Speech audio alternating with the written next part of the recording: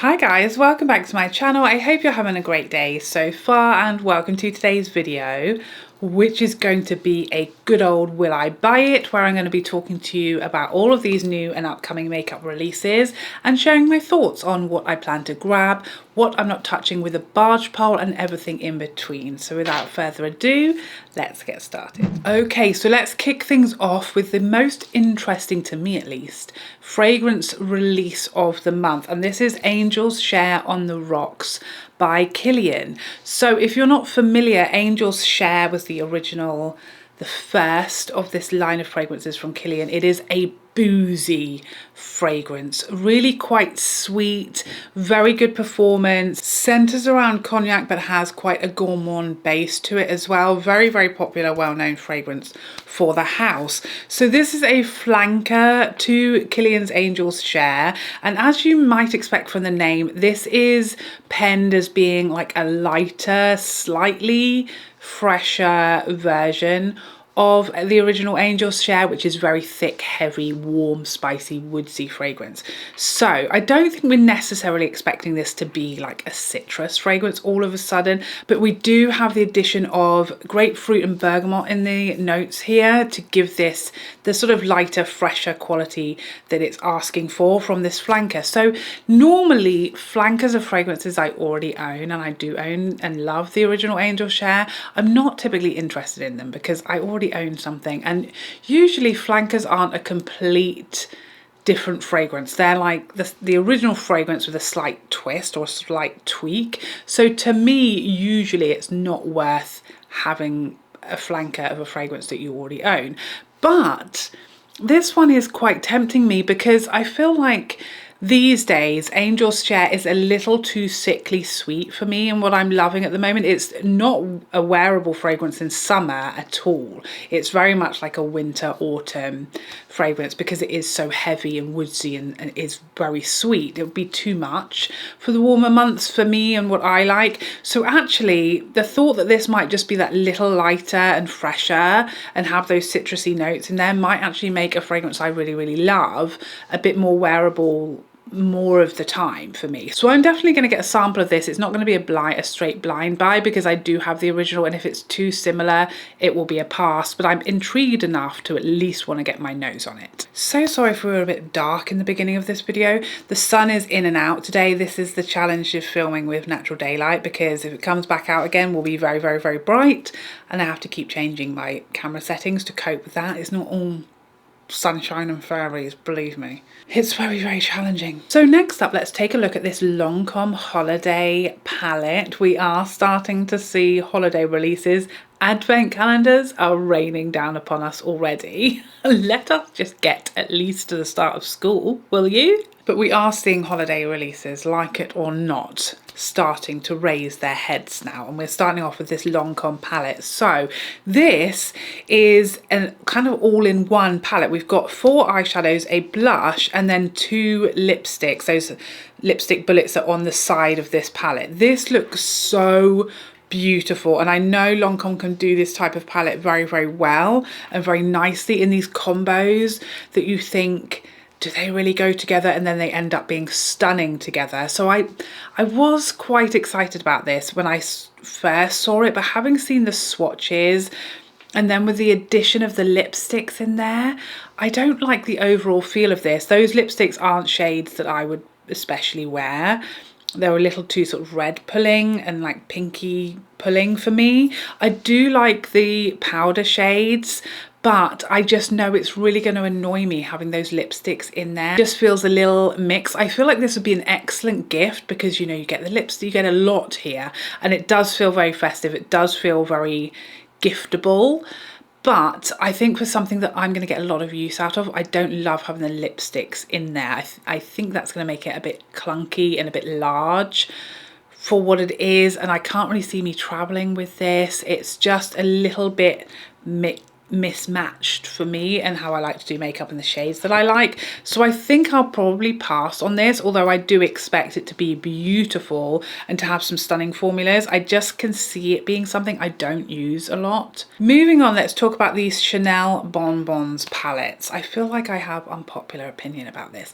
I really wanted to love Chanel eyeshadows. When I first started giving them chances here and there and trying these limited edition releases, I really wanted to love them, and I've just always, as you guys know, been like felt a little disappointed and underwhelmed by Chanel eyeshadows. I think for me the standout in this collection is definitely the blue shade in there. That's the one that I find the most interesting, that quad. The rest feel very samey and very unnecessary. They've, of course, as Chanel do so well, have these beautiful presentation with that stunning embossings on the shadows there, but I feel like that doesn't really hide the fact that these are all just not exciting me, not tickling my pickle, not showing me anything I don't have already. And given that I know Chanel eyeshadows just never wow me, this is really an easy pass. I feel I just need to stop buying Chanel eyeshadows and expecting them to be like my jam, because they aren't, and that's okay. I love other Chanel products. I love their highlighters, their blushes, their lip products, their mascaras. So there's a lot of products I love from Chanel, but it just feels like the eyeshadow is just not for me, and that's okay, because these on paper look so beautiful, so pretty, but that doesn't matter at the end of the day if I don't love the eyeshadow, and I just have to accept that fact. It's just not for me. Next up, hot off the press, courtesy of our lovely friend Tavia, who's on Instagram chic profile 4 now, because she's had 4 accounts because Instagram keeps deleting her. So she got us the scoop on the Tom Ford Soleil Holiday collection. So another holiday collection already coming about. Now we do have a new eyeshadow quad here, which is unusual for Tom Ford. He usually likes to pull out Body Heat, or one of the very many overdone repeated colour stories that he likes to churn out in these limited edition collections. We actually have a new one, although it does look very like others he's done in the past. So this is called the Chalet Mink quad. Again, Tom Ford is one of these brands where the eyeshadows just aren't for me, really. I feel like usually they're a little too soft, a little underwhelming for me, so I don't love the eyeshadows. But the 2 items that I am very excited about from this collection, one, that blush. So that is one of those, the cream blushes in the shade Chalet Mink. I've yet to try these because there's just never been a shade that's really grabbed me and really made me want to give it a go, but that shade does. That looks like a beautiful sort of coral rose shade. I do like how the finish of these blushes looks, so I would definitely pick that up. And this primer, so this is a primer which can also be used as a tinted moisturizer and has lots of skincare, very hydrating, radiant finish. You guys know I'm a big fan of Tom Ford primers. They're always amazing. I love the hydrating and the soft matte version. Soft matte is my holy grail primer, so I would definitely try those 2 items from this collection. The eyeshadow is like an easy pass. We've seen that color story a lot from the brand. And then we have limited edition lip shades, but they're like not really my shades. It's all a little too sort of pinky and berry for me, so those are easy passes, but I am very intrigued by the primer and the blush. Finally, a shade that I want to try in that formula. Next up, we have a new setting spray from Pat McGrath. This is the Longwear Blurring setting spray. So we know we've already had the glowy glass skin finishing spray from Pat McGrath, and now we have like the opposite. It's like the blue corner to the red corner. So we had that glowy, gorgeous, glossy glass skin spray, and now we've got more of a blurring, mattifying setting spray. It claims to lock makeup in place for 16 hours and is heat and humidity proof, alcohol and fragrance free, and it also claims to maintain skin hydration, which is quite unusual for a more mattifying finishing spray. So that's very exciting if you have an oilier skin type, because hydration is really important to oilier skin types while wanting something that's going to really help keep oil under control. This is not for me. The glass skin spray was for me. This one, I don't need this. I need the glassiness, okay? Not necessarily a blurring or a mattifying spray. That's not my cup of tea, but I do think it makes sense and it's a great addition to the brand because we've got a glowy one. So it makes sense to have, you know, a product that gives a more mattifying, longer wearing finish as well. So I like to see it, but it's not coming home with me. I'm good with the glowy one. Now, speaking of primers, we have Fenty Beauty are releasing 2 new primers and they are very interesting looking, aren't they? Now, there's a little bit of me that is reminded of the Stila. What was it called? I can't remember. You know, the one that was like back in the day in like the height of YouTube beauty community, everybody was using that swirled green Stila primer. That reminds me of this, but it's a little wormy. Is that just me? I feel like we're opening a can of worms here. I see this and all I can see is worms. It's not ideal. But the appearance aside, which is a little unfortunate, but sure, we have a hydrating version and a mattifying version. So the lilac shade primer, that's your hydrating primer, plumping, hydrating, and then the pink primer has the mattifying, long wearing, gripping type of qualities. So this is an easy pass for me. I can't get through the visual experience. I feel like if this was a bit more beautifully presented, I might be more interested. I'm not really in the market for a primer because I'm so in love with my Tom Ford Soft Matte that I'm not sort of actively hunting for a replacement. But I might have tried this if it was a little more visually appealing. I don't know if I'm the only one who can't get past the look of worms in here, but it really is making me feel a little uneasy. So it's an easy pass, just based on what my eyeballs are taking in. Next up, we have some new contour sticks from Haus Labs. Something about these I'm not loving presentation wise. So these, they have a great shade range, I will say that, really very good, from really, really light, really uber cool, and up to a really very deep sculpting shade. And I have seen Gloria trying not even the deepest shade but the second to deepest shade, and it looks incredibly good as far as the inclusivity, which is fantastic. I don't do a lot of contouring, to be honest. It's rare that I can be bothered.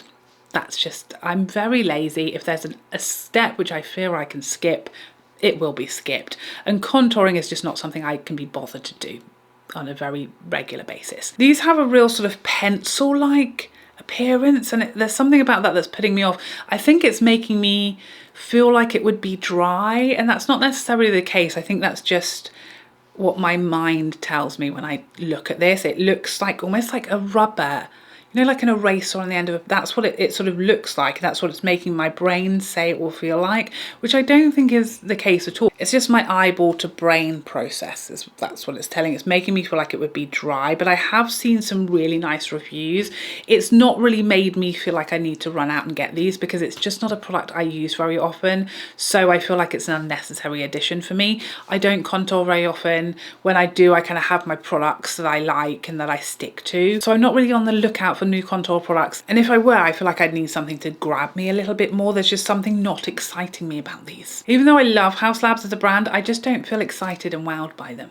Probably just because I just don't use those products very often. Next up, we have a new foundation from Yves Saint Laurent. So this is the YSL All Hours Glow foundation. So we've had the All Hours foundation, and now this is, which is a matte full coverage foundation, and now we have the All Hours Glow foundation, which, as you might have guessed, is a glowy foundation. So this is described by the brand as a high coverage glow foundation. Second skin finish, designed to instantly even, smooth and illuminate the skin, buildable and long lasting. And spoiler alert, it's the foundation I'm wearing today.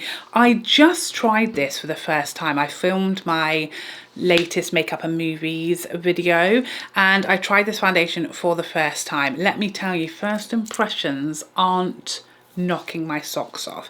I have, of course, just fallen head over heels for the new Tom Ford Radiant Foundation, so we did have a lot to live up to, okay? And I just found in comparison, this foundation has really fallen flat for me. It feels and looks quite a bit heavier and more makeup-y, and it's nowhere near as glowy as the Tom Ford. I feel like now that it's dried down, there's really not a lot of glow coming from it at all. So it's much more of like a natural finish, I would say, as opposed to being a glowy radiant finish. So that's always disappointing for me. Like, don't tell me, okay, don't come round here and tell me a foundation is glowy and describe it as radiant and literally call it the glow foundation, only for it to be a natural, barely satin finish, okay? I'm only going to be disappointed. So I am going to keep trying it. I haven't even worn it for, you know, more than a couple of hours so far, so perhaps it'll grow on me. Perhaps I'll try it tomorrow and I'll feel more excited about it. But right now, I'm not impressed. I'm furious that the glow is barely there for me. So yeah, it was not the best first impressions. Hold your horses, watch plenty of reviews.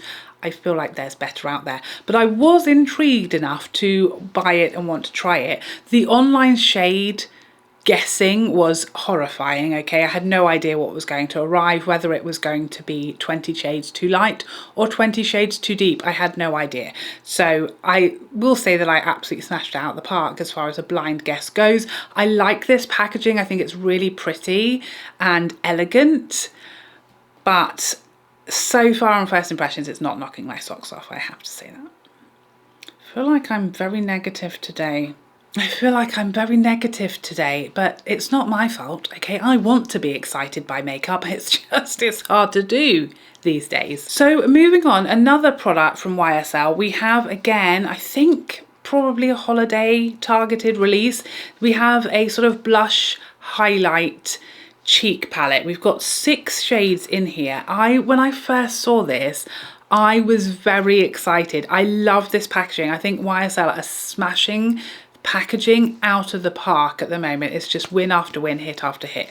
I think this looks stunning. Such a good gift as well. So I really love that this is, you know, where we're going with holiday, because I think this is beautiful. And I was about to buy this when I saw that these are all existing shades and formulas. So we have a couple of the existing All Hours blushes in here, and then we have a couple of the highlighters, which, as you guys know, I didn't love the highlighter formula.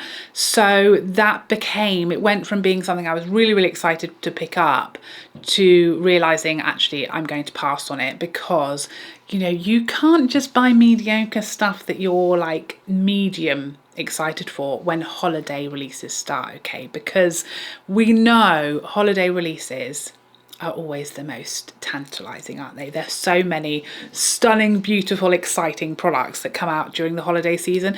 It's got to be like, you've got to prioritize. You don't want to spend all your money willy-nilly in August and then get to October and more exciting things come along and you wish you'd saved for those instead of buying things that you thought were actually not that exciting in hindsight.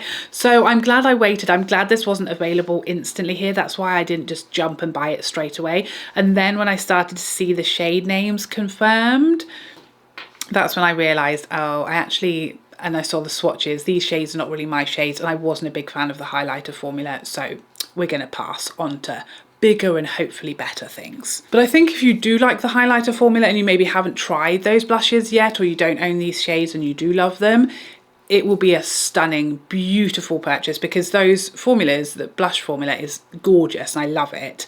I just own them already, so it was unnecessary for me. Next up, something infuriating has happened to me. I have been personally attacked, okay?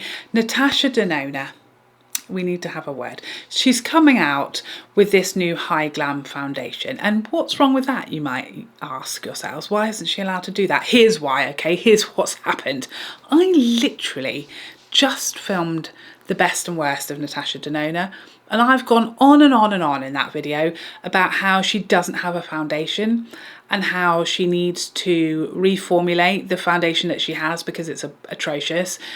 And I talk about how she has no foundation for several minutes of that video, which hasn't gone up yet and won't go up for some while. and you turn around like the next day and make me look like a fool. So that's great.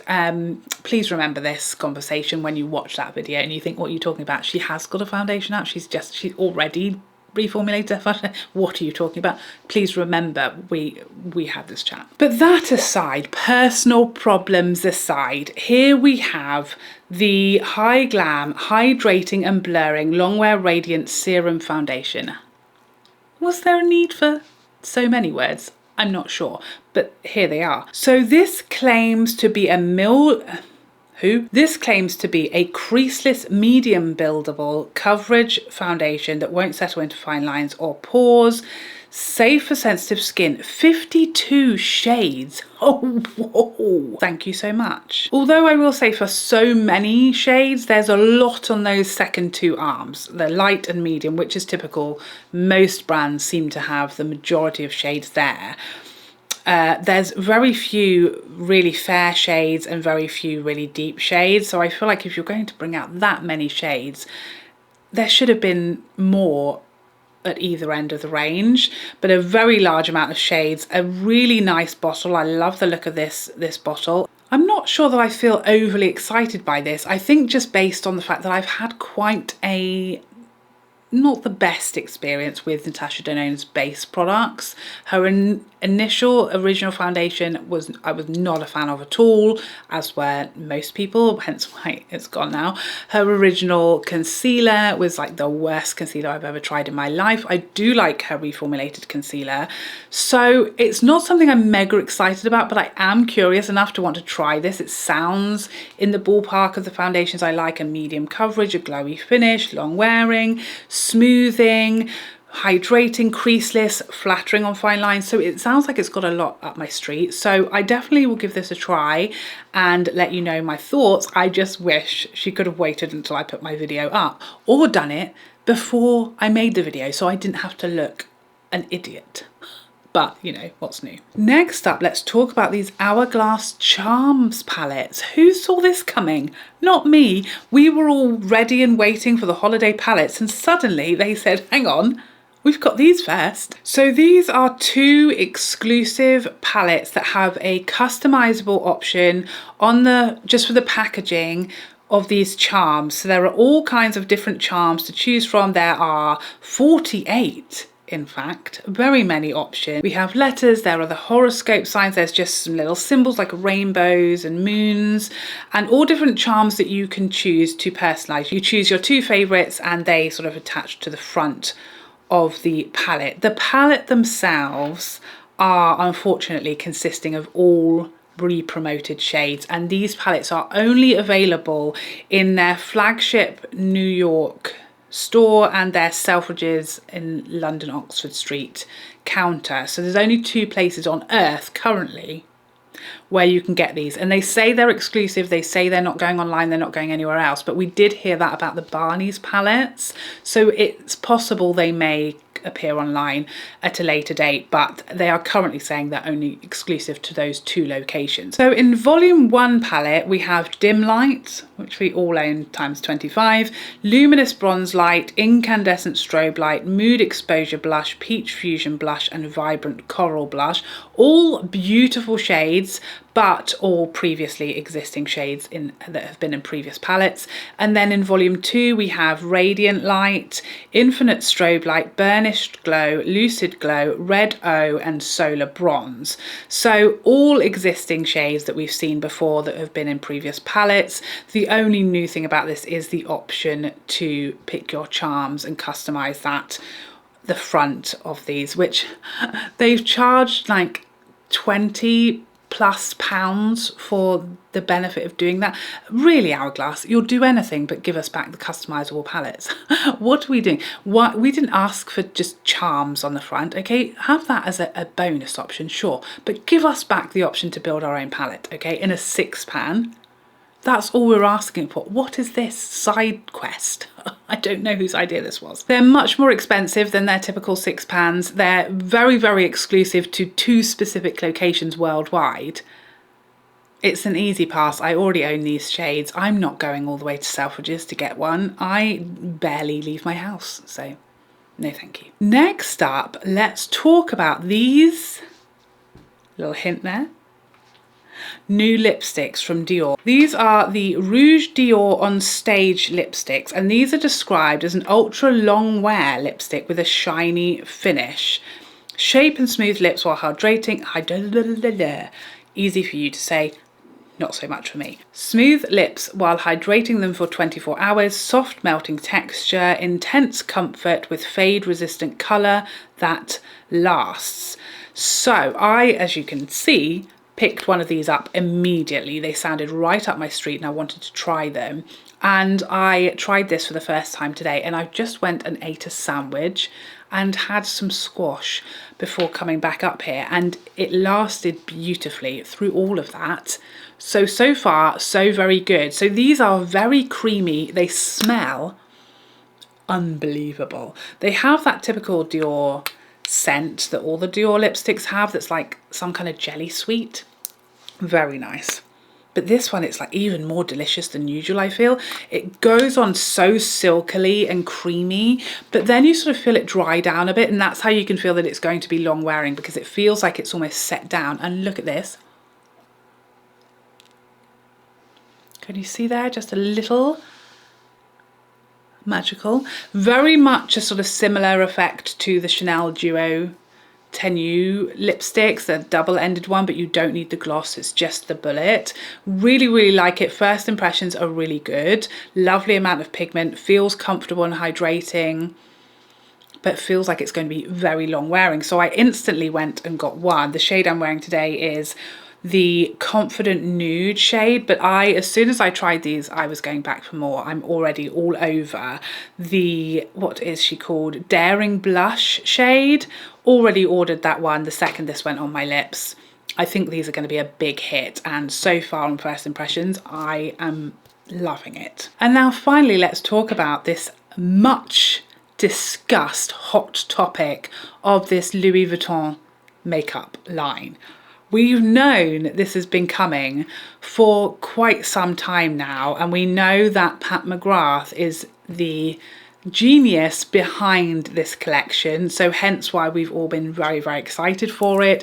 Would we have been more excited for her to, you know, work on her motherships and give us more of those and give us her special shades back? Probably. But sure, side quest, I wasn't cross about it. I was excited to see what they came out with. And now, in the last few days, we've started to get all of the details of this collection, what is going to be available, and notably, the price points.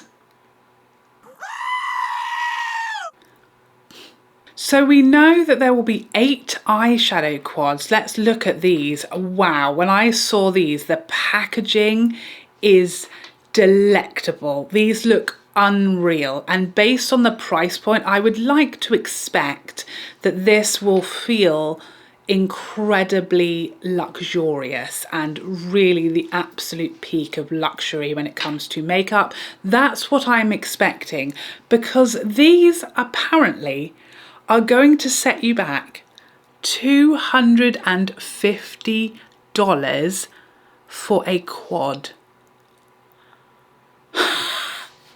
I wish there was alcohol in here. Has someone made a typo there? Is it meant to be 25? I don't think so. Can that be true? Can it be true? Is this, I don't know what's happening. Sure, okay, so let's come back to that in a moment. Just looking at the pictures of these quads, I was immediately wanting the green. The green, it looks really pretty, elegant, sophisticated, but with the sort of green gold combo that I really love, and some options for like adding a bit of definition and depth and transitional shade in there as well. The rest of them, I think, strangely for me, is that that bottom right palette in this picture, the pink, really appeals to me. That shade on the left just looks stunning. That sort of, it almost looks like a shifting like coral shade. I was really intrigued by that, given that I don't really like pink eyeshadow. The rest I felt like I could easily skip on. The one I'm really drawn to is that green quad. Moving on, we're going to come back to the price in a moment, okay? Wait for it. We are then getting 10 shades of lip balm. I don't have a confirmed price point on this yet, but it'll probably be like £2 grand. roughly. And then we have a huge number of lipsticks, 55 lipstick shades, mattes and satins. And these are apparently going to be priced at $160, £115 roughly. We don't have the UK price confirmed yet, but we've got creamy satins and velvet light mattes. I'm expecting all of this collection, given that Pat McGrath is behind it and working on this, to be quite similar to her line. If you think of like her matte lipsticks and what her satin lipsticks are like, that's what I'm expecting from these. Even those bullets look quite similar to hers. All of these are also refillable, so I'm sure that will be much more affordable price, maybe only like $125 or something, a bargain. There are also all sorts of little gifts, little purses, little sets and brush sets, all sorts of little cases and things like that as well. So let's talk about what's going on here with those prices. I'm rather speechless, to be honest. I mean, it's not like we're new to the world of luxury beauty, and obviously we know like Pat McGrath's prices. You know, a mothership these days I think is 120 now. The price has gone up a little bit over the years, but I think now the price point for a mothership is 120, but then Pat always does a 10% discount on launch day, so typically we only ever pay about £110 for a mothership if you're buying it new or you're waiting for a sale. So I feel like, and that's 10 shades, that's kind of the price point I was prepared for. So I don't know about you, but I was flabbergasted. My flabbers were gasted right off my face, okay? They left the building when I started to see the price point of these. It's so much higher than anything we're really used to seeing for so much less. $250, which is around £180. So it's £60 more for less than half the number of shades. And you know, motherships, although it's not quite as sort of glitzy, it's a very classic, elegant, sort of understated packaging. It is very luxurious, very weighty, very heavy materials, really expensive beveled mirror, which this doesn't even have a beveled mirror, it's just a normal flat mirror. I don't think anyone was prepared for the prices here. They're so much higher than really any other brand. And it's an untested, brand new brand. So I feel the message that Louis Vuitton is giving with these price points is this is not for everybody. This is not even for like your average luxury makeup purchaser or customer. They only want like their customers to buy this, their regular fashion purchasing customers to buy this line. They want it to be exceedingly exclusive and perhaps smaller, because this is not going to be a mainstream brand with these price points. This is going to be a very exclusive, uber luxury, beyond any other luxury that we have seen before as far as price points. So I sincerely hope that all of the touches and the presentation and the quality and the ingredients and the packaging and everything, everything that you touch in here should be like covered in diamonds, okay? I would expect when you unbox this that angels sing when you open it, and maybe there's like some kind of you know, like trolls, you know, when the guy sneezes and there's like a confetti explosion, and maybe like a dove flies out when you open this, because otherwise what are we doing? I fear that the reality of the experience of this just is never going to be able to live up to the expectation that that price sets for it. And I think this has made people so angry that even the people that could potentially or even would want to spend this sort of money on makeup aren't going to, because they're so outraged, okay?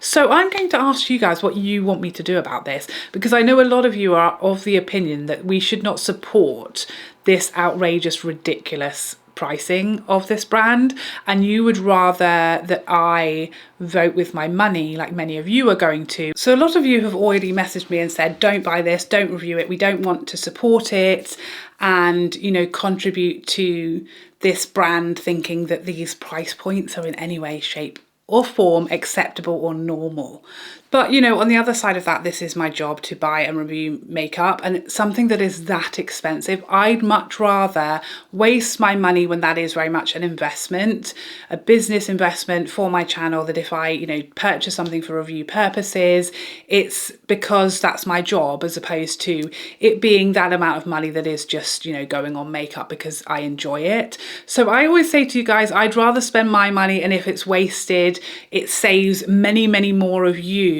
your money that you work for very, very hard for. And so therefore I'm willing to do that if you think you would be interested in a review of these eyeshadow palettes and that would be helpful to you, and it would potentially save you your money if they're not that great and you're not missing anything. And they certainly, I mean, they can't, regardless of how good these eyeshadows are, they can't be worth that money. But if at least it's not money in the bin. So you let me know, would you like me to review the eyeshadow palette that I was drawn to, the green colour story? Or are you not interested, you don't want me to support this brand and this absolute daylight robbery?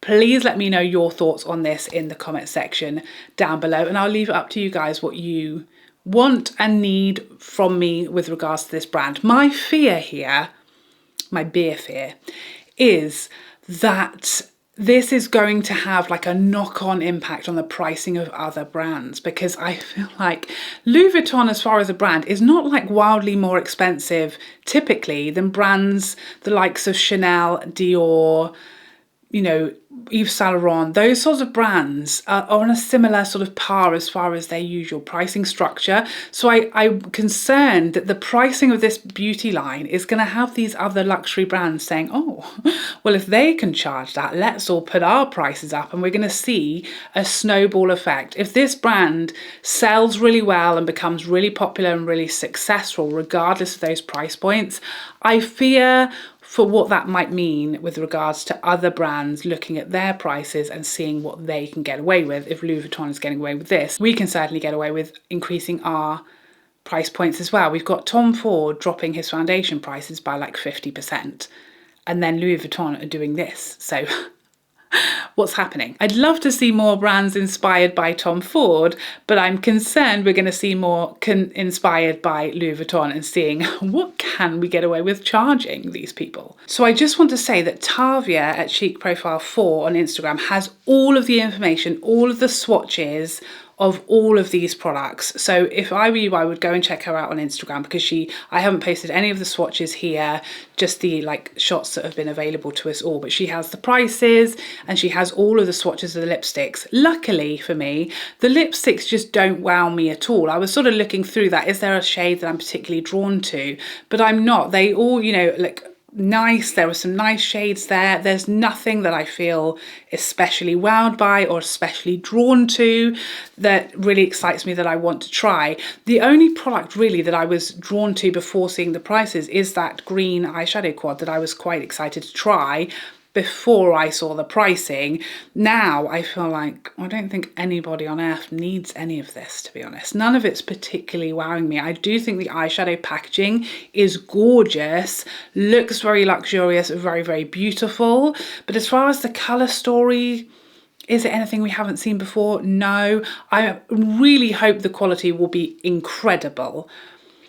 But we have incredible quality already from Pat McGrath, and her brand is like 50% of this, so I know where I'd rather put my money, although now I'm confused. But I would love to know your thoughts on this brand. Is it at all for you? Are you interested in it? Like many others, would you not want me to review it at all because you actually find it outrageous and it's made you livid just seeing those numbers written down beside an eyeshadow palette? Or are you just really, really excited to try it and you don't mind about the price point at all? Please let me know all of your thoughts on this brand, on this release, and everything we've spoken about in this video today in the comment section down below.